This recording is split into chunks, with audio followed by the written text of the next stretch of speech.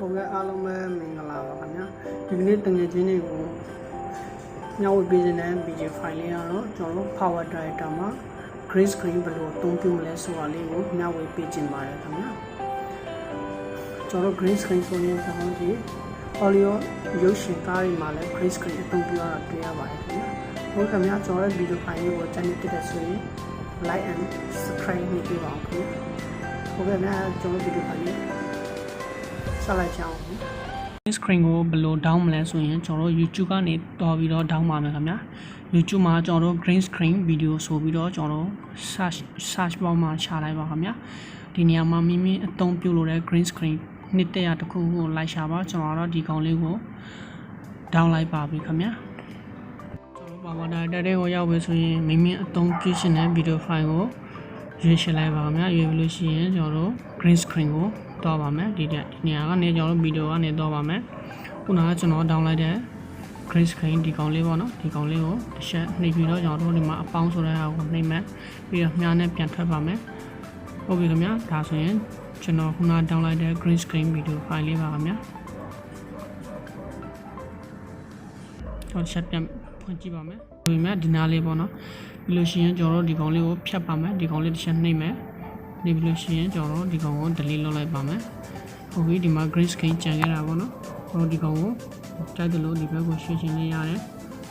ဒီမှာအစားကိုကျွန်တော်တောင်းလိုက်ပါမယ်ဟုတ်ပြီမြတ်အဲဒါဆိုရင်ကျွန်တော်တို့ဒီ green screen ကိုနည်းနည်းမြန်ဝင်ရှင်းလိုက်မယ်ဒီမှာရှင်းလိုက်ရင်တိုက်တယ်လို့ကိုလုံးလို့ရတယ်စောင်းလို့ရတယ်ပေါ့ဟောဒီလောက်ယူလိုက်မယ်ယူပြီးလို့ရှိရင်ကျွန်တော်တို့green screen ကို select တစ်ချက်လုပ်ပြီးတော့ကျွန်တော်တို့ဒီမှာခဲတန်းလေးကိုတစ်ချက်နှိပ်မယ်ပြီးတော့ဒီအပေါ်မှာ chroma key ဆိုတဲ့ဟာကိုတစ်ချက်နှိပ်မယ်ပြီးလို့ရှိရင်ကျွန်တော်တို့ဒီမှာဒီခဲတန်းလေးကိုတစ်ချက်နှိပ်မယ်နှိပ်လို့ရှိရင်ကျွန်တော်တို့ဒီဘက်အစိမ်းရောင်လေးတွေကိုလက်ကလေးနဲ့နည်းရှင်းပြီးကျွန်တော်တို့ဒီဘက်ကိုဆွဲလိုက်ပါခင်ဗျာနည်းရှင်းဆွဲလိုက်ပါသူရဲ့ဒီအရုပ်ကိုမထိပါနဲ့ဒီအစိမ်းရောင်လိုပဲဆွဲလိုက်ပါပြီးလို့ရှိရင်ဒီခဲတန်းလေးကိုတစ်ချက်နှိပ်လိုက်ပါဟုတ်ပြီဒါဆိုရင်ကျွန်တော်တို့အစိမ်းရောင်လေးပြောင်းတော့ပြီးဆိုတော့ဒီမှာ color ရဲ့ do noise ရဲ့ပေါ့နော် color ကြတော့ကျွန်တော်တို့လက်ဒီပုံကိုတေချာအောင်ရှော့မွေးအောင်လုပ်တာပေါ့နော်ညမှာမမေးကြတဲ့လောက်အဆင်ပြေပြီဆိုရင်လွှတ်လိုက်ပါပြီးတော့ဒီမှာဒီ noise ပေါ့နော်ဒီ noise ကြတော့ကျွန်တော်ဟုတ်ပြီဒီလောက်ထားမယ်50လောက်ထားပြီးလို့ရှိရင်ကျွန်တော်တို့ဒီမှာအများနဲ့ပြန်ထွက်မယ်ဟုတ်ပြီဒါဆိုတစ်ချက်ပြန်ဖွင့်ပါမယ်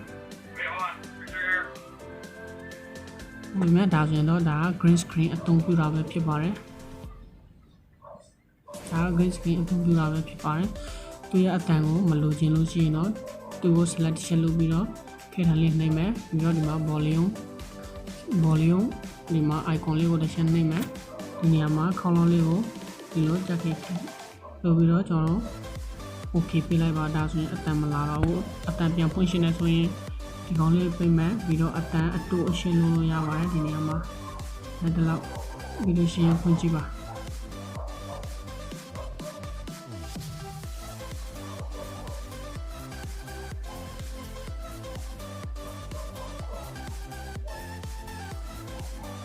ဟုတ်ကဲ့ပါဗျာဒါကတော့ green screen အသုံးပြုခြင်းဖြစ်ပါတယ်ငွေချင်းလည်းနားလေတော့ပေါက်မယ်လို့ပြောလဲပါတယ်ခင်ဗျာ